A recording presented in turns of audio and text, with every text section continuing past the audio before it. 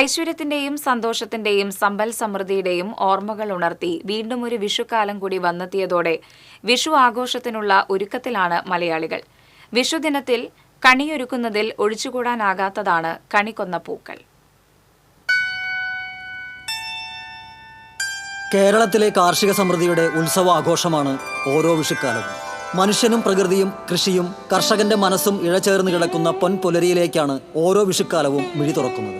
വിഷുവുമായി ബന്ധപ്പെട്ട് വ്യത്യസ്തമായ നിരവധി ആചാരങ്ങളുണ്ടെങ്കിലും വിഷുക്കണി തന്നെയാണ് ഏറ്റവും പ്രധാനം. വിഷുക്കണി ഒരുക്കുന്നതിൽ മലയാളിക്ക് ഏറ്റവും പ്രധാനപ്പെട്ടതാണ് കണിക്കൊന്ന പൂക്കൾ. മറ്റെന്തുണ്ടായാലും കൊന്നപ്പൂ ഇല്ലാതെ മലയാളികൾക്ക് വിഷുക്കണി പൂർത്തിയാകില്ല.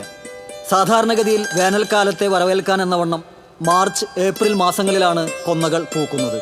എന്നാൽ കാലാവസ്ഥാ വ്യതിയാനം മൂലം ഇത്തവണ കൊന്നകൾ നേരത്തെ തന്നെ പൂത്തു. നാട്ടുവഴികളിൽ പൂത്തുലഞ്ഞു നിൽക്കുന്ന കണിക്കൊന്നകൾ കൺകുളിർപ്പിക്കുന്ന കാഴ്ചയാണ്. സംസ്ഥാനത്തിൻ്റെ ഔദ്യോഗിക പുഷ്പം എന്ന ബഹുമതിയുള്ള കണിക്കൊന്ന പൂക്കൾ ശ്രീകൃഷ്ണ ഭഗവാന്റെ അരഞ്ഞാണമാണെന്നാണ് സങ്കല്പം. അതുകൊണ്ട് തന്നെയാണ് വിഷുക്കണി ഒരുക്കത്തിലെ പ്രധാന ഇനമായി കൊന്നപ്പൂക്കൾ മാറിയതും. പ്ലാസ്റ്റിക് കണിക്കൊന്ന പൂക്കളും വിപണിയിൽ സുലഭമാണ്. എങ്കിലും കണിക്കൊന്ന പൂവില്ലാതെ വിഷു ആഘോഷത്തെക്കുറിച്ച് മലയാളിക്ക് ചിന്തിക്കാനാവില്ല. അതുകൊണ്ട് തന്നെ വിഷു വിപണിയിലെ പൊന്നും വിലയുള്ള താരമാണ് കണിക്കൊന്ന പൂക്കൾ. Festival desk TCV.